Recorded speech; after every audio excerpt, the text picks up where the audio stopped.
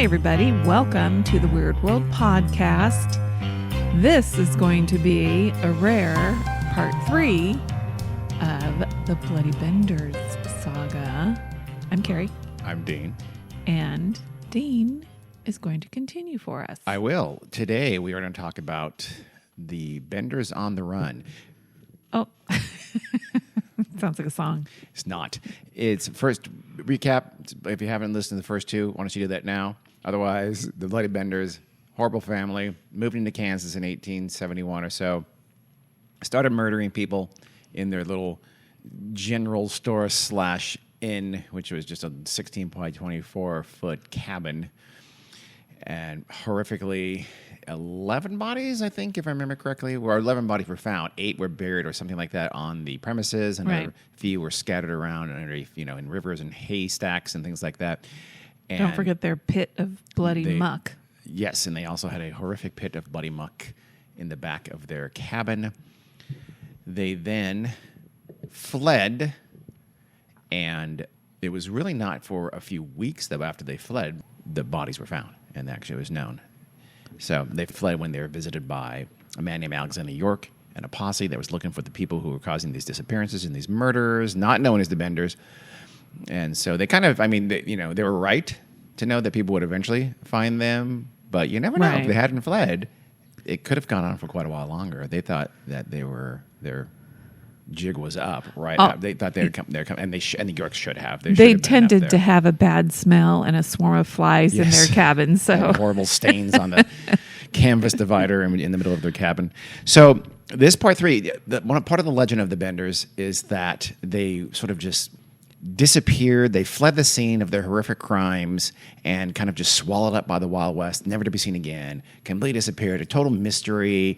That's classic over mystification of what really happened in reality. That's far from the truth, and we're going to talk about that now. There's some pretty interesting stories along the way. I mean, they were being chased for years. See, I don't think I've ever heard anything beyond the facts of them, people stopping by their place and then disappearing. And then they disappeared, and that's kind of the end of the story. Yeah. Some people say, they were lynched, soon thereafter, caught by a posse. 100% for sure not true. Or the lynch part is 99.9% true. That it happened soon after they left is 100% for sure not true. So in fact, which is kind of much worse than the legend, is that their general whereabouts and often fairly specific location where they were, and some of the people that they were hiding out with and that were sheltering them were known to the authorities after they had run off from Kansas. Yeah. Part of the legend that is true is that they were never brought to justice, at least not legal justice. We'll talk about that. Okay. So after that early April visit of Alexander York and a couple of the people where the Benders, just thought, okay, Kansas, they're going to know. We're acting kind of suspicious here. They've zeroed in on us. They very likely fled that night. Right. And they took their bad wheeled wagon and their horse, and they left for Thayer, Kansas, to catch a train.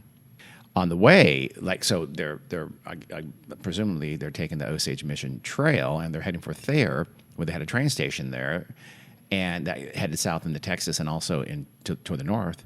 They would sort of, they're acting like almost they were already known. For instance, it was thought that they ducked to the side of the trail whenever somebody passed going the other way. And I think you get the sense that they really thought that the heat was on almost immediately. Mm-hmm. And in fact, though, it wouldn't happen for, I say, about 3 weeks. So they arrived outside Thayer, Kansas. In southern Kansas, they hid their wagon in the brush. We talked about that before. They left their dog behind. Their dog started to follow them. They kicked it and put it in the wagon and left it there to die because they're classy people. And then at that point, though, they separated. So Ma and Pa caught one train. Kate and John caught another train. Or they caught the same train from Thayer, but then at a junction, they split up and took different trains. Pa and Ma Bender headed north for Missouri. Kate and John headed for a train going south toward Texas. Not dumb to split up. Not dumb at all. Yeah. No, they were known as, the word went out and there was descriptions, but they're really just locally notorious. So you're just, if, you have the description of 4 people and here's the description of them, now you just see 2 of them, you might be less likely to identify them. But again, the heat was not on the Benders, not yet. The people of southeastern Kansas in the weeks after Alexander York and company visited the Benders, they thought the bad guys were still this gang of roaming bandits and outlaws that had caused people to die, or to disappear, until they found the bodies. So again, they had this 3-week kind of leeway from when they fled to when they actually found and started unearthing the bodies. And during that time, everybody's still looking for this fictitious roaming outlaws. Do you think at the time it was hard for people to believe that women could be involved in something like this? Probably, yeah. And Kate was, not super likable in hindsight, but she was very gregarious and she was very attractive too. Ma was looked on as a witch, so that would have been easier, but not Kate. And John was looked on as kind of a simpleton. Yeah. So they weren't the obvious family of horrific murderers. Now, even after they found the bodies of the Benders, resources were wasted looking after what they thought was their kind of fellow band of outlaws. And we'll talk about in a minute how they were kind of this loose-knit subculture of awful people, outlaws. But I think they thought that the Benders were part of southeastern Kansas, little outlaw gang, and they really weren't. And so remember James Roach in the town of Ladore. Ladore was kind of that town in Kansas that was thought of as the hub of rustlers and thieves, and James Roach was a bigwig there that earlier Edward York had accused of being part of murdering his brother, William York, who kind of started this whole thing. So they arrested several of the Roach family on just various charges that they almost likely were not guilty of. Yeah. And nothing came of that, just sort of wasted everybody's time. The Benders did work within a criminal network, but it was loosely knit. And essentially, this criminal network allowed them to realize the fruits of their thievery by fencing and buying stolen goods and things like that. Yeah. But it's unlikely anybody thought, okay, they're murdering people wholesale. Right.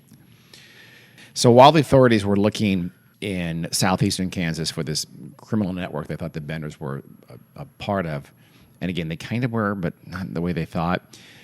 Kate and John, though, had jumped the train heading toward Texas, somewhere along the Arkansas River in what is now Oklahoma, what was then called the Indian Territory that we've mentioned a couple times. Its status, remember, as Indian Territory meant that there was very, very little white law personnel there, and the Native American personnel, law enforcement, could not touch white people, so it made it just a criminal haven, and it really was for quite a while. The Benders moved freely through what was then Indian Territory toward Texas. Kate tucked her hair under her hat and put on men's clothes to disguise herself, to pretend to be a man, which must have been really galling, because she thought she was hot. She and John, she really did. She and John, who again, remember, we don't know. Are they brothers? Are they married? Are they just criminal associates? No one knows. We never will. She and John made their way to Denison, Texas. That's a town north of present-day Dallas. At the time, it was the last rail stop heading south on the rail line, so it became this instant boom town. Yeah. The rail line just sort of stopped there, at least for a time, so it just boomed very quickly. When they got there, it was like a year old, Denison. Oh, wow. And there they waited for Mom and Pa Denison to eventually meet up with them. Mom and Pa Bender, sorry. Mom and Pa Bender, they waited in Denison, and they camped outside of town, which might seem, it's a city, it's a town. But no, at the time, Denison had very few permanent structures. So people were camping in tents and living in Denison, You might have you might have tent bars and things like that. Wow. It was weird. So they're camping, probably not glamping, I imagine. No. So emboldened by the limits of law and order, Kate just dropped her disguise. She didn't even care anymore. John would walk around and at the time told people, I'm John. My name's John Bender. Told people his actual real name in Denison. Yeah, I mean, what kind of communication would there have been? They knew they were going. They knew they had a bunch of bodies and evidence. They knew they were going to be very, very. There would be rewards for them, things like that. It's surprising. Yeah. But Texas was so lawless. Yeah. And people just kind of kept to themselves and kept their mouths shut, even if someone was a criminal for the most part, that they felt pretty safe in being fairly honest Yeah. about who they were. And later when the story broke, the bodies were found. It became big news. So the newspapers all throughout the whole region and the country were talking about it and writing about it. Kate read the story in the local papers there in Denison, and she was bitterly disappointed that they didn't find her name in the news. So it's just Wow. that, Yeah. bodies were found, and she wasn't an instant star. She really wanted to be kind of this glamorous criminal star. Yeah. Which is already a thing, sickeningly, and still is. John Jr., again, as I mentioned, would mention his real name sometimes, and he'd even talk about how they intended to head west out into the wilder, more frontier parts of Texas, which they did and was true and was their true intent and would do. So West Texas was full of lawless types. It had a lot of Native Americans still. They were still attacking white settlements and white travelers at the time. So a local, who we'll hear about in a minute, in Denison said, "Oh, you don't want to go to that area, especially if you're a woman. That's no place for a woman." Right. Who knew, Kate was a murderous psychopath. John said, quote, "My old folks reckon there's money to be made selling goods to those desperate types," which was very true.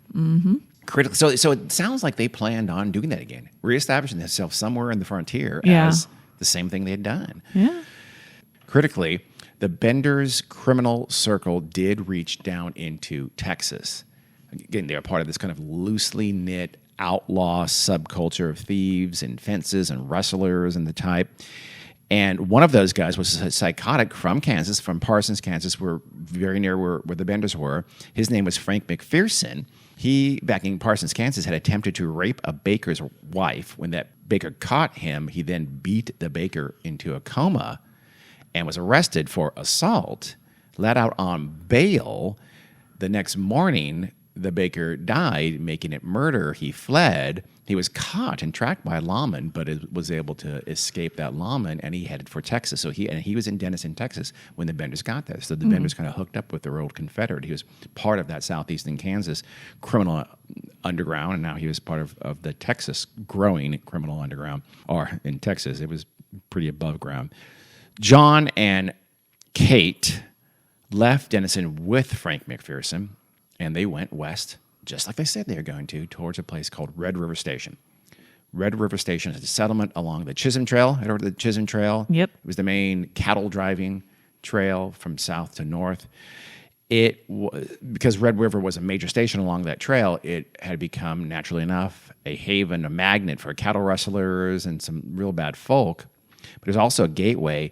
It's kind of the gateway to the even worse places out in west, further west in Texas that, again, as I mentioned, were like dangerous to go at the time.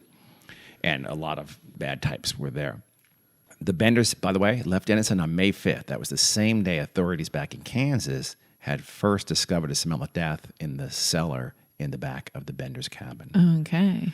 They had been in Texas for a while, but now they're heading towards, they're trying to lay low to a certain extent, and now they're going to a place where they think the law can't catch them. And in a real way, they were right. Alexander York would never forgive himself for not realizing that the Benders were bad. And he kind of wrote them off after the visit to the cabin, when if he had, smelled a rat, like Thomas Beers would say later that he was highly suspicious. If York could say, you know what? These guys need some further investigation. They could have had a posse out there in no time and searched around the cabin with their consent or not, and they would have been caught immediately. So he would never forgive himself for that error of his, though he would also never stop hunting them. He never gave up trying to bring them in.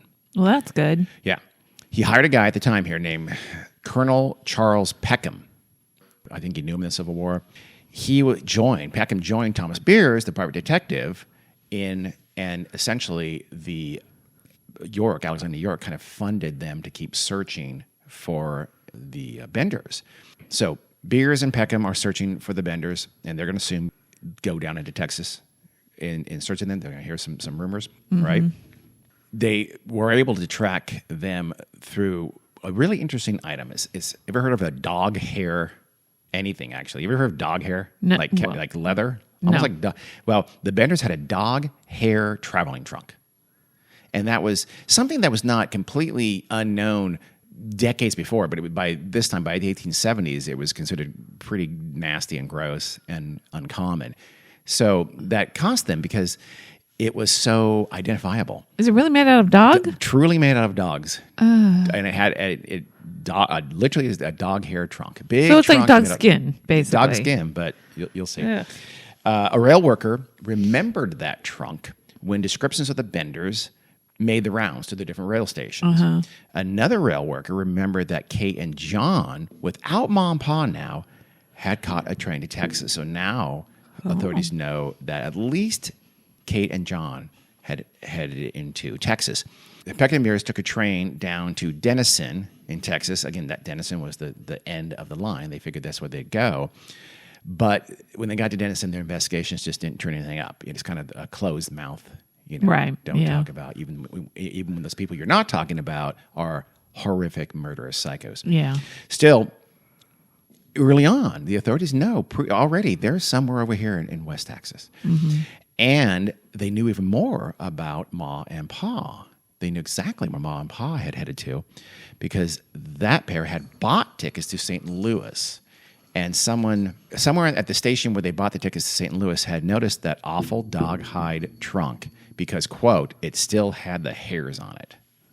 So Ma and Pa took the trunk when the four of them split up, and then they went to a different station. They bought their ticket to St. Louis, and because they had that dog hide trunk, said, "Oh my God, yeah, I do remember those guys. They had a horrific trunk.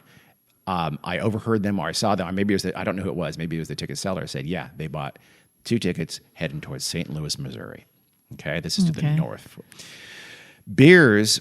Then Thomas Beers, he was a private detective. He remembered that Kate had spoken about an aunt in St. Louis. He just recalled that from when they had been interrogating them. Yeah. So they tracked down that aunt in St. Louis. They found her. They went to her house. She did admit that she was Pa's sister. Okay. It had now, however, been weeks, remember, since they had chased them away by showing up at the Bender's door in that early April afternoon. They had been... The mom and pa had been there with this poor lady. They had been horrible guests, terrible, terrible people. But I guess she just felt duty bound to keep them on.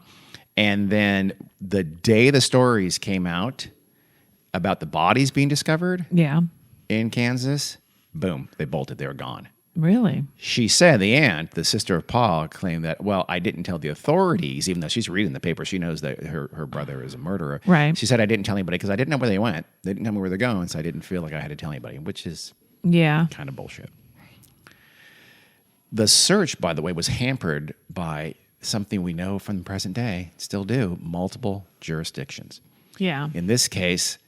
Also, no one wanted to pony up. No one wanted to pay for the search. It was expensive. And these local governments didn't have a lot of money, and they're very tight. They're very low tax. And it's not their crime. It's not, Governor Osborne of Kansas. Remember, Kansas, the whole state was in an uproar about this. So governor of Kansas, he did wind up offering a $5,000 reward for the capture of the Benders. However, it required that the family be delivered to Kansas authorities in Labette, Kansas.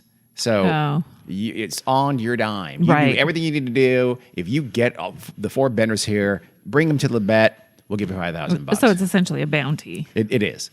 And not a very, really, bring them back to Labette. How's that going to work? That'll be a tough train ride. The York family, meanwhile, did foot the bill for Beers and Peckham to do their searches, but otherwise, the search kind of stalls here because the bounty's just not... The demands of the bounty are pretty onerous, and it's just 2 guys. It's just Peckham and Beers poking around Texas asking about this family. So it kind of stalls.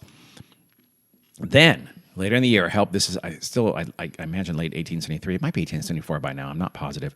Help comes in the form of a guy named Albert Owens. Remember back in Denison, Texas, where John Jr. was talking about they're heading to West Texas, and someone kind of said, hey, that's crazy, that's tough country. Well, that person was Albert Owens. He ran a boarding house, and he just, over the time that John Jr. was there in Denison, they had spoken. Yeah. And when the crimes were revealed and read about in the paper, he realized who that person was that he had talked to. So on his own dime, he took a train up to Parsons, Kansas, and he said, hey, I need to talk to anyone involved in the search for the Bender families. I know the Bender family. I know something. So he was directed back to Leroy Dick. He was the kind of the somebody in Cherryvale, Kansas, that had been part of the group that had discovered the bodies. And so Owens got in touch with Leroy Dick, and word went out. They got word at Peckham and Beers, hey, you need to talk to this, come back to Kansas from Texas. You need to talk to this person who knows something about where John was. So they do. They get a train, head back to Kansas. On the train trip back, Beers is just talking to people. Again, these people go back and forth. They're like, hey, so he asked a baggage handler, hey, have you seen anybody in the past month or so with a dog hide trunk? And the porter said, oh, yes, sir. Belonged to an old Dutch couple come through about a week ago. So Mom and Pa, when they left Missouri, we now knew, and searchers now knew that Mom and Pa had gone back to Texas. Okay. Clearly to join John and Kate. And Kate. So again, they now, all four of them are reunited back in Texas at this early on. They know this. So I don't know. I mean, I know it's still really hard to get them, but it just seems like, good Lord. It's crazy. I mean, how are they not able to actually lay hands on them? And remember, it was known to locals, but the lawlessness of the frontier and help in hiding from that loose criminal network made them virtually untouchable. So now we have kind of a fixer into the story, and he's going to be an important part because he's also going to help the Benders stay free. Remember Frank McPherson? He was the psychotic that was hanging out with Kate and John and traveling with them and hiding with them. They're all wanted. Frank McPherson had a slightly more respectable brother named William. The McPhersons, in fact, were kind of a well-to-do family from Missouri, and a fairly respectable, well-to-do family, even though Frank was a psychotic. And William, it turns out, was a fence, a thief. He had some other semi-legitimate businesses, but he was a criminal as well. He was just much more well-spoken, personable. He went by the name of Missouri Bill. People called him Missouri Bill. And he was this huge guy. He was like 6'3" and giant, just rotund, I guess, but kind of a big, intimidating guy, but much friendlier and outgoing and personable than Frank the Psycho was, who had, a psycho's eyes. Yeah. Missouri Bill, though, was also cold and calculating, and he was indeed part of a criminal ring that included the Benders. In fact, he had been the main fence for the Benders since 1872.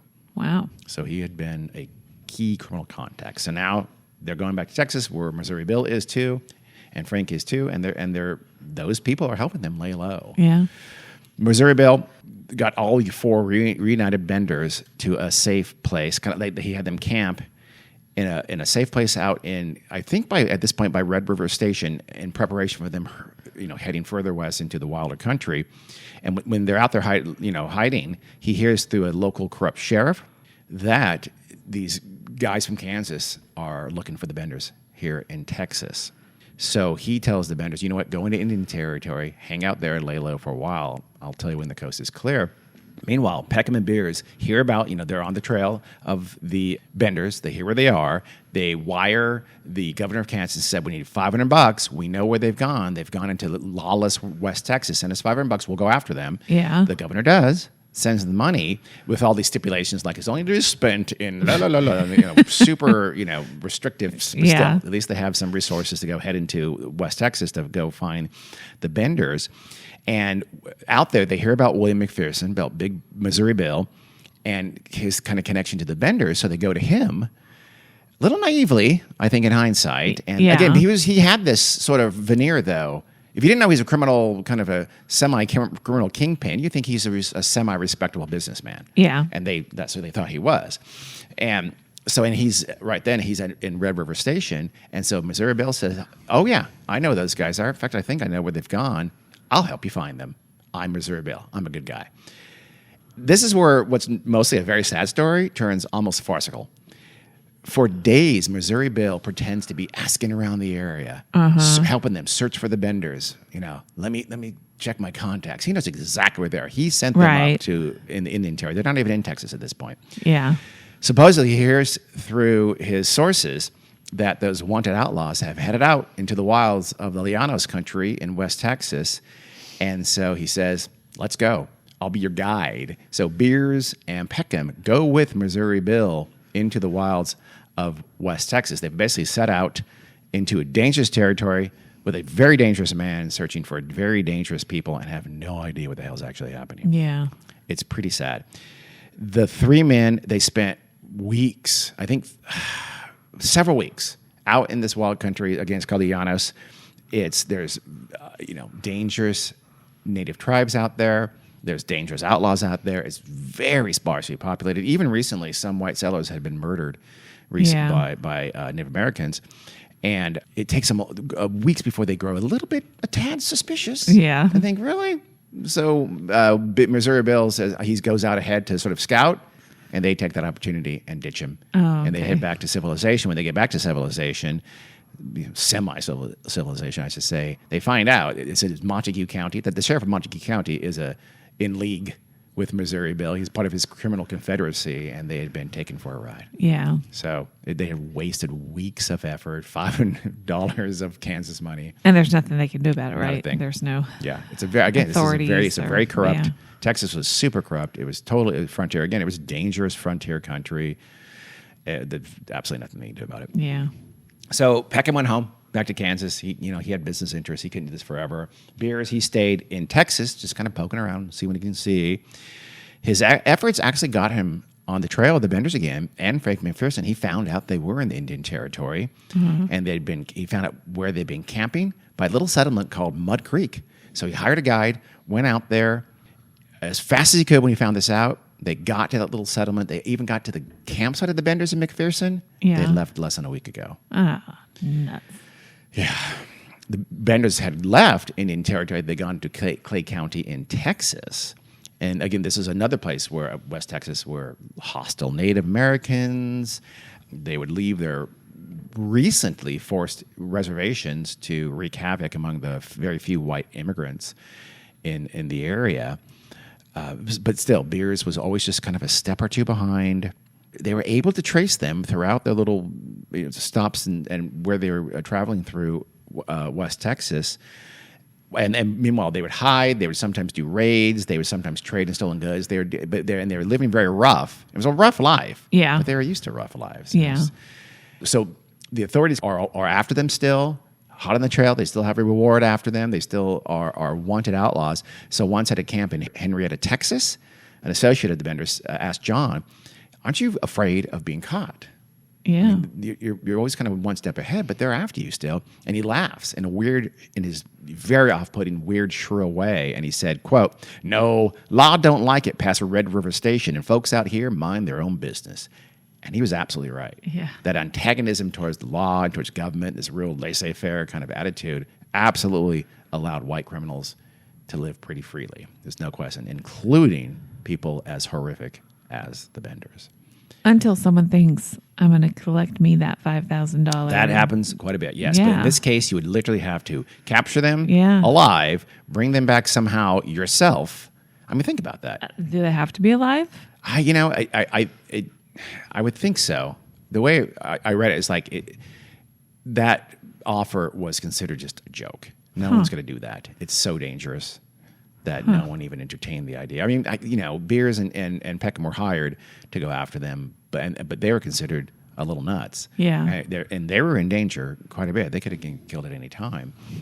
Beers, he kept at it until August of 1873, which is only a few months after the discovery, and he again got close to the Benders in Clay County at Henrietta, and he found out they had been there about 2 weeks before him, but they had since moved on. Again, they sort of go a little further towards civilization and then move on west to more frontier times, which was just no chance of getting them out there. Yeah. And finally, Governor Osborne, now up for re-election in Kansas, cuts off any funding whatsoever. So for all intents and purposes, the search is over in late 1873. But the world wasn't done with the Benders. They had become legends, outlaw legends. Sort of it's sickening to think about. Still happens all the time. Yeah. It was a big part of the 19th century, especially the West, the Wild, Wild West. There was lots of people who kind of latched on and kind of looked for them to kind of become famous. One of those persons who had been part of the posse kind of looking for them was a guy named James Sullivan. He had joined some of the early Bender searches in Texas, but he kind of just wouldn't let it go. Even after it kind of petered out, he still wanted to. He just said, "I can do this. I think I can. So he went back to Kansas and he wrangled a promise of a pardon for Frank McPherson Oh. if he could get that outlaw to give up the benders. So he told the governor, give me a pardon for Frank McPherson. I'll take that pardon to Frank McPherson, and he will turn on the benders and give me the benders. Yeah. The governor said, here you go. Wrote him up a pardon for Frank McPherson under those circumstances. And so Sullivan goes back into Texas, and he arranges a meeting with Frank in Henrietta, which is, again, like one of those gateway to the wilder places towns. It's a pretty wild place itself. He has the pardon on him in hand. But it's conditioned on giving that. up the benders. Okay. Yes. So he meets with the Missouri Bill, remember, who is Frank McPherson's brother, and to essentially arrange this. So Missouri Bill says that, I'm sorry. So he's meeting with the Missouri Bill, and apparently John Bender is in town. And John Bender hears from someone else that, hey, this guy searching for you is right now having a meeting with Missouri Bill. In fact, I think he just left. So he goes, I want to see this guy. John does, John Jr. And he goes into, town. I think they're camping outside of town.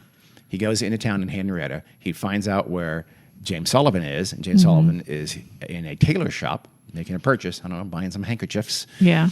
And he just like fades into the background and watches him in the store. John Jr. does. Yeah. And when he makes his purchase and he sees this guy in the shadow and tips his cap to him politely and says bye to him. That was John Jr. Bender, who walked right by him. James Sullivan set out with Missouri Bill, who said, hey, guess what? I'll help you find the Benders out there in West Texas. Ring a bell? Sound familiar? He does. So they did again. Now Sullivan goes out by himself with the Missouri Bill, leaving Red River Station. After a few weeks later, Missouri Bill returns to Red River Station alone. James Sullivan was never seen again. You can imagine what happened. He turned him over. He probably, my guess is he turned him over to the Benders to do or Frank McPherson to do what they wanted with him. There's another guy named Samuel Merrick. He was actually an outlaw, one of that outlaw confederacy that had spent time with the Benders, even laying low with them. He was arrested. I can't remember where it was, up north somewhere. He said, hey, the Benders, notorious, I know where they are. I can help you find them. Pardon me, and I will help you find them in Texas. So the authorities said, I guess he gave him some hints of where he thought they might be. The authorities kind of acted on this intel, but nothing came of it. And they just kind of hemmed and hawed with him until 1880, his 6-year sentence or something like that ran up. Oh. And he said, okay, bye. Yeah. And he left prison and never seen again. Jeez. In 1884, an old man was arrested in Montana, and he was accused of having murdered a man in Idaho. Someone said, hey, doesn't this old guy look a little bit like Pa Bender, that notorious murderer from Kansas? And hey, the guy he murdered in Idaho, he was hit in the head with a hammer.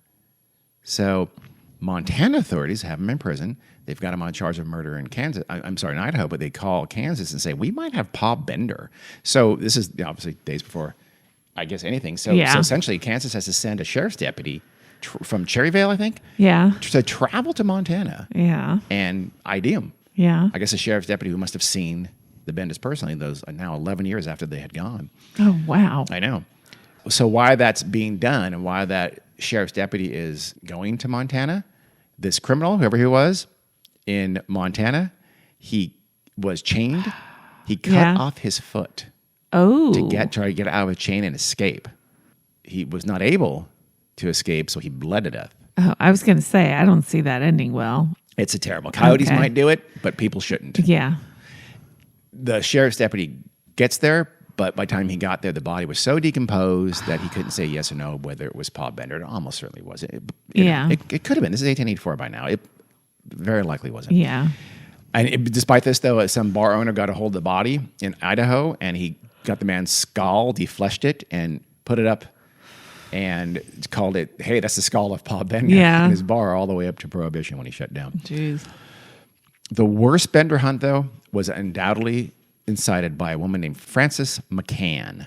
This is in 1889, so it's 16 years after the Benders had fled Kansas, right? Mm-hmm. She was a grown woman now, but had been a child during the time of the Bender spree, and she had grown up in an orphanage in Kansas I'm sorry, she had grown up for her first few years of life in Kansas, was orphaned, and then sent to an orphanage in Iowa. I guess they didn't have it in Kansas. I don't know how that works. So she came back to Kansas as an adult, got married, I think started a family, and became just fascinated by the Bender case. It's now the late 1880s, 1889 when we catch up with her. She was a short, fiery woman who believed she had psychic powers of clairvoyance and healing, which again, does that remind you of someone? Frances met a woman calling herself Sarah Eliza Davis. Sarah was a single mother living in Kansas. So Frances, I took pity on her and gave her a job, kind of a charity job. I think just helping her around the house, right? Yeah. Turns out, though, that Sarah was this nasty, just a really unpleasant person, and she was very evasive about her past. So somehow Frances becomes convinced that, hey, she must be hiding a criminal past. Right. And then Frances says, here's Frances' story. She says she has a dream. In this dream, Sarah was involved in a murder. And she goes and tells Sarah this, hey, I just had this dream, Sarah. You were involved in a murder. And according to Frances, Sarah freaked out. And she goes, oh, my God, Frances, that was no dream. That was all real. You were having a memory. What you just described, Frances, was a real murder. And it was the murder of your father. You were 4 years old. You were there. No. And guess what? I was there, too. All this is Frances saying what Sarah said to her after she told her about the dream. Frances then becomes, of course, convinced that Sarah is, in fact, Kate Bender, the notorious murderer from Kansas who murdered her father back around the right time. Could she be? So Sarah is like, she's openly accusing her employee, ex-employee, I imagine, of being Kate Bender. So Sarah says, I'm out. And she goes back to Michigan. She flees to Michigan.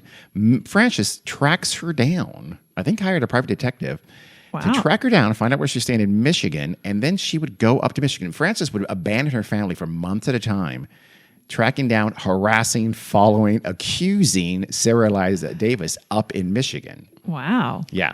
She and Sarah, again, was no, she was a quarrelsome, horrible woman by all accounts, but still, and we'll hear a little more about her. In Michigan, Sarah lived with her mother, Elmira Monroe, who was an equally obnoxious person. Elmira had several ex-husbands, a lot of children scattered around the state, and both were kind of petty criminals, and just honestly, by every account I read, were, not to besmirch them, but were pretty terrible people. Besmirch. Yeah. I think they're thoroughly besmirched. Yeah, I suppose they are, but still, Frances wrote to Labette County and says, hey, I have found Kate, and guess what? I also found Ma Bender.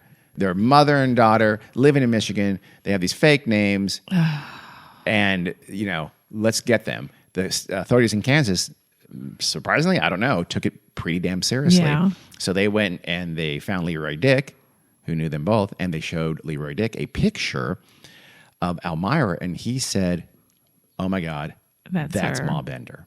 What resulted was a legal fiasco for everyone. It was a shit show. Accused of being the Benders, the two women then start accusing each other of being that relevant Bender, but also insisted they were not the other Bender. So you heard that right again. So Sarah said, yes, my mother Elmira is Ma Bender, but me, Sarah, I'm not Kate Bender, Ma Bender's daughter, even though I am Elmira's actual daughter. It is baffling. And to make it worse, Elmira said the exact same thing about Sarah. So they both told these ridiculous, absurd, impossible stories. Well, how could that be true? That can't have been. Elmira could have, Ma Bender could have more than one daughter. Yeah, but I don't think that's not what Sarah was Kate accusing Bender her of. Couldn't have. I don't think Sarah was more accusing, than one mother. No, you're right. Well, what people thought, though, kind of naturally, was that, okay, you're both lying. You're Ma and Pa Bender. So a lot of people like that. A lot of people were thinking that at the time.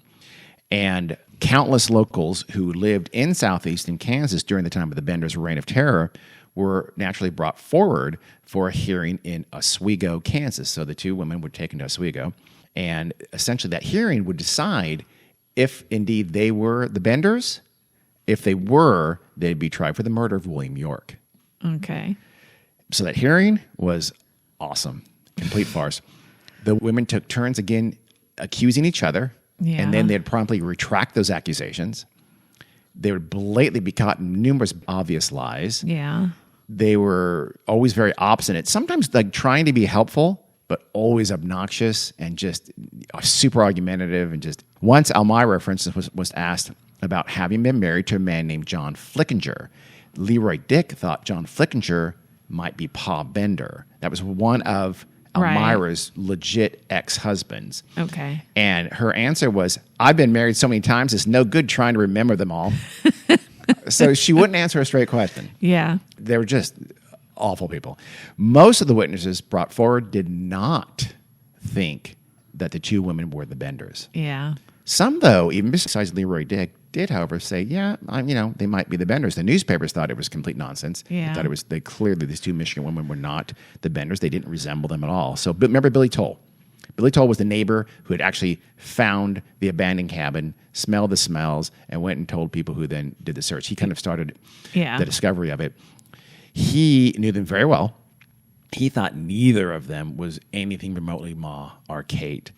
He said, quote, apart from the height, there's nothing similar about Kate and Mrs. Davis. That's Sarah Eliza Davis. They asked him, okay, well, what about Elmira? He says, that old woman don't resemble Mrs. Bender at all.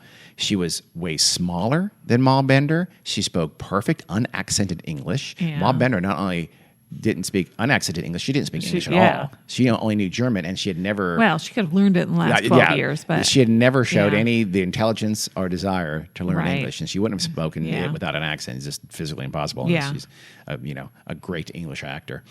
Or Australian. They can all do great American accents. So stunningly, at the end of the hearing, the court said... Guilty. Not guilty, but we think your Ma and we think your Ma and Kate Bender, you will now stand trial for the murder of William York. Oh, okay. The newspapers were like just stunned. Like, are you serious? Yeah. This is clearly not the case. The lawyer for Sarah was, by the way, working for free, apparently, I read in one source. Yeah. He did amazing due case, diligence. right? It was a famous case. I'm sure that was even then, but he kept at it. Yeah. So they had this time before the trial started. So they're held, they're remanded, whatever. They're indicted for the murder of William York. He uses that time. He tracks down a man in Michigan. He's traveled to Michigan on his own dime.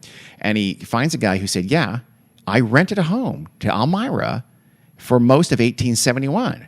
That was the period when Ma Bender was for sure in Kansas helping murdering people. Right.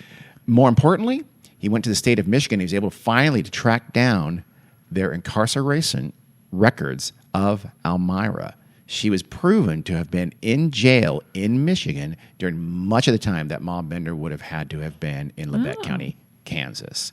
So it turns out she concealed this out of just pride. Right. I don't even know about her prison record, but it was her prison record that gave her a now infallible alibi and got her off. It really allowed her to escape being hung because there's a decent chance they would have been found guilty.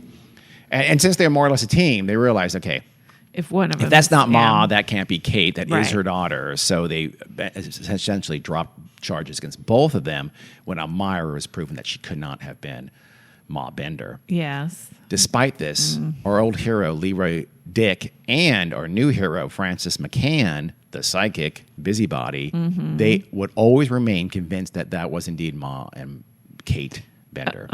I thought you were going to say they took him and lynched him or something like that. They should have been. Something. They were awful. Well, no, there's no. Did they kill people? Intelligent people. Just everybody who knew them, who really, really knew them, and just common sense tells you that there's no chance that could have been Ma and Kate Bender. No, I know. What? I thought you were going to say that they came and lynched the women anyway, even after they were. No. Leroy Dick and Francis McCann always remained convinced that those women really were the Benders. That's it. No one else did, or very few others did. Even so, going so far as to say that, those prison records that proved that Elmira was in prison, they're forgeries. Yeah. Fake news. 10 years later, when the Benders were supposedly seen in Colorado, Francis McCann, would write her local paper saying, I know for a fact that can't be them because I found them back in 1889. And by the way, I'm still waiting for my $2,000 reward money. She thought she was owed that money the rest of her life. Some of her friends thought she was insane. Yeah. I'm going to go with B. Yeah, me too. Sarah and Elmira went back to their awful, awful lives. They received no recompense or even an apology from the state of Kansas for their ordeal. Yeah. But they got some free train rides. The fiasco had cost Labette County $1,300 back then. So it was a big deal. Yeah.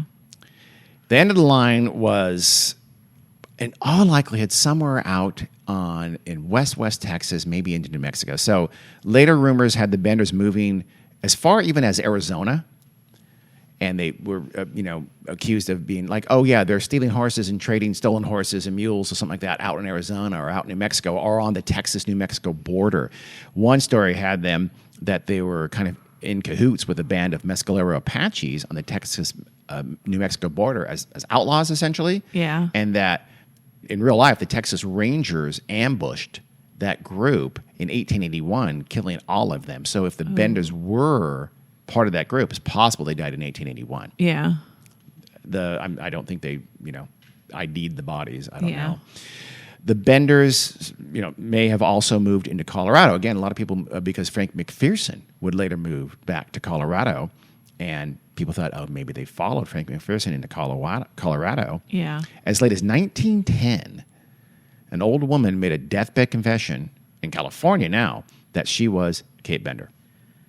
Another woman, a former bordello madam named Kathy Peters, also in California, in Sacramento, as a matter of fact, said on her deathbed, I'm Kate Bender, and died. Neither were, for almost certainly. Neither one kind of really resembled her. So, anytime people say, oh, deathbed confessions, those are true. 100% not. Yeah. 99.9% are complete bullshit, which just seems weird. Like, oh, and you're dying. What do you care? That's what you care about. Yeah. Fake glory. Yeah, and glory is a word, so just... Your favorite author, Laura Ingalls Wilder. She's not really your favorite author, is she? No, she's not. Okay. She wrote Little House on the Prairie Little House on the Prairie, the books that Little became House in the Big Woods. really super boring TV show. It was called Little House in the Big Woods? Well, that was one of the books. Oh. It was a series of books. Oh, okay. Really? Was there one called Little House on the Prairie? Yeah. Must have been. I'm pretty That's sure. what the TV show is called. Yeah. With Michael Lannett had the hair of a werewolf. Yeah. His entire life. I never read the books. I think my sister might have had some of them. Perhaps. She, Laura Ingalls Wilder, claimed that as a girl, her family had visited the infamous Bender murder house. Yeah. she And, did. I guess almost implied, narrow escape. Who knows? They might have been targets of the evil Benders. She further implied that her father had been part of a posse that had lynched the murderous family soon after they fled. These things were demonstrably false. Yeah. Laura Ingalls Wilder would have been 4 years old when her family moved to Kansas, and her family moved to Kansas 2 years before the Benders had actually got there and left, before the Benders ever even moved into Kansas. Yeah. So despite the fact that it was clearly not true, she would bring this up on her lecture circuit quite frequently, Yeah. which is kind of weird and sad and gross. Yeah. But typical of memoirs. I guess she never really wrote it. Her daughter wrote about it and claimed, in fact, her daughter may have made it up, and her mom just sort of adopted it. Oh, really? That's true. Yeah, that's one theory.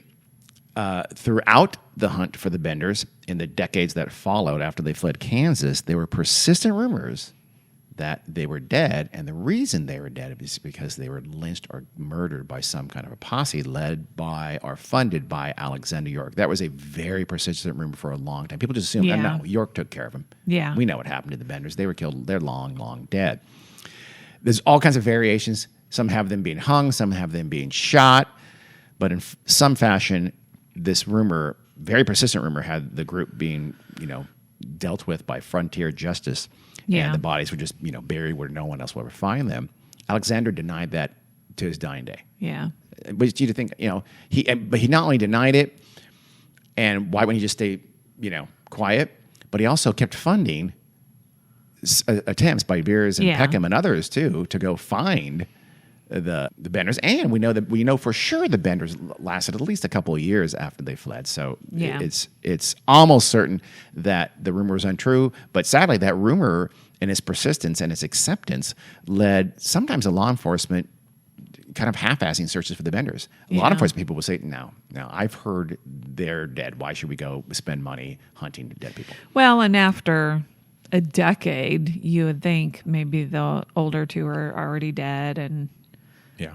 Well, like I said, who knows? Yeah. Mom, Paul. The simple fact is we have no idea. No one Yeah. knows where they met their end. Yeah. There they do get lost. So we know that they're hanging out in Indian Territory in West Texas for a time.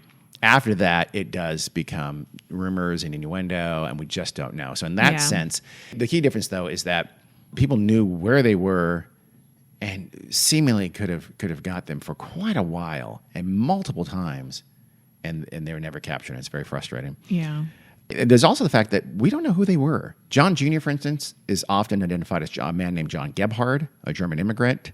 So, again, Paul Bender is sometimes said to be John Flickinger. There's a lot of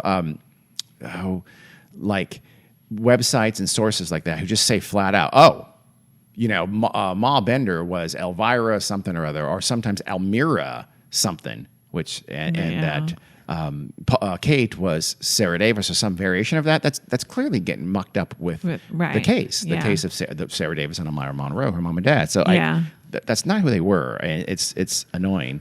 Some sources say Paul was John Flickinger. Again, that's one of Elmira's ex-husbands. He wasn't John Flickinger. That's right. So we don't know, and we're just going to have to live with that. We don't know who the Benders were. Their name almost certainly was not Bender. Again, we don't know. Mom and Paul probably were husband and wife in all likelihood. We don't know. Was Kate their daughter? Probably, maybe. Was John their son-in-law, or just a criminal associate? Yeah. No idea. Absolutely no idea. At the time, though, they were this massive international story. So remember those stories we started with in episode 1 about those near misses? You remember the father, Ponziglione, and those others who went to the cabin. And did those really happen? Everybody seems to go and almost get killed by the Benders. Yeah. I don't know. Who knows? Yeah. It's possible those were legend. But I have a question. Yeah. So the Ma and Pa Bender went and stayed with his sister at one point. Did they ever question her? What are their real names? Are Kate and John their children? Same thing I thought of too. And we don't know. I got to go back to the Hell's Half Acre, the book by Susan Genesis, I think, which is a great book. Highly recommend. Read and see if I don't think she was identified. She, the aunt, was identified because we would know who he was, right, for sure. But that wouldn't necessarily help us who Ma was exactly because he married her. If it's true that they tracked him to her, how did they do that? Because of the known relationship? Because I don't know. I don't know. They knew that she had that. Well, they know she's in St. Louis, Missouri. They knew he had a sister. Yeah, I don't know. So not sure. That would make me believe that they knew her name. Yeah, and his name probably really was John Bender, maybe it was right? Yeah, it could have been. It could have been John Bender, and maybe and so it's possible Junior was more, maybe a son-in-law, or like I said, even not a biological, not their son, or even just literally just a criminal associate of theirs. Yeah. One source I read estimates that of all of the deaths and depredations that the Bender family conducted netted them a grand total of $4,600. It translates into about $300,000 in today's money, so it's not nothing. They also got a team of horses, a wagon, a pony, and a saddle. Because didn't they get $3,000-something from that one lady? Yeah, I think so. Who lived? They didn't kill her. Yeah, well, that one, they got $3,200 in cashier's checks. Although I remember reading that she checked around with the German consulate would, for a long time, check with banks and seeing if anybody had cashed those checks, and no one had. It doesn't mean they couldn't have been laundered somehow. Yeah. But anyway, $300,000 for the lives of at least 11 people, possibly more. The Benders became kind of these folk villains, and though Kate never could live in luxury the way she desired, she did become kind of outlaw famous like she wanted. The cabin at the time was torn apart by souvenir hunters within days. Wow. Even the bricks that lined the cellar with its grisly blood-soaked filth in it, all those bricks were taken. People are gross. Yeah. The Benders were used in advertisements like this one for a store in Topeka, Kansas that said, quote, "It is hard to find the Benders, but you can find all kinds of fruit jars at Engel's drugstore." That's classy, Engel's. Oh, Lord. I hope doesn't exist anymore. I'll leave you with this. The 152 acres left over of the Bender spread, still in existence. It was recently sold on auction the land in whole. That's almost their entire settlement, their entire homestead. Yeah. It was auctioned off recently, and the agent handling the property, I don't know what he meant by this, but he said, you know what? As far as I know, there haven't been any recent excavations on the land. I don't know this. I want to cast aspersions, but it almost seems like he's implying, buy this land and you might find some bodies. I don't know. Maybe I'm being unfair, but that's how I took it to mean. So it's undeveloped land? It's just... I think it's been used as a farm for the most part. Wow. And it's still out there, and it just sold. I didn't read how much it sold for, but it just sold like a year or so ago. Huh. And that's all we know of the bloody Bender's reign of terror and unfortunate disappearance. Yeah. I'm sure they met some horrible end. Probably the best case is they were killed. Yeah. Out in the frontier somewhere. Yeah. Hopefully in a very painful and brutal I way. mean, maybe they tried to mess with the wrong person. Let's hope. And Never got know. a taste of their own medicine. You never know. Frank McPherson was sickeningly became like a respectable businessman. And, really? Yeah, in Colorado. Wow. Disgusting. A psychotic murderer. Yeah. Well, without any question. So yeah. Nice one. He was his family. He was accused of another crime in Colorado, and his family just basically hired some hotshot lawyer and got him off. Just like nowadays. Oh, just like nowadays. With if you're rich, Yep. yeah, can do the crime and not do the time. Yep. Well, thanks, Dean. That's sure, a lot of end on a detail downer. about. Well, yeah, but Yeah, that's what I wanted to do. I wanted to go beyond the normal story of just their horrific things they did, and start with what led up to it and about them, and then the horrible story. But then also that's why I did this part 3 here of their outlaw days running from the law for quite a while, and never being caught, sadly. Well, thanks. Sure. Next week we promise to have something a little bit more upbeat. Yes, we will. I promise. Don't know what it's going to be. Yeah, but I'll work on it. Okay. All right. Thanks for listening. See ya.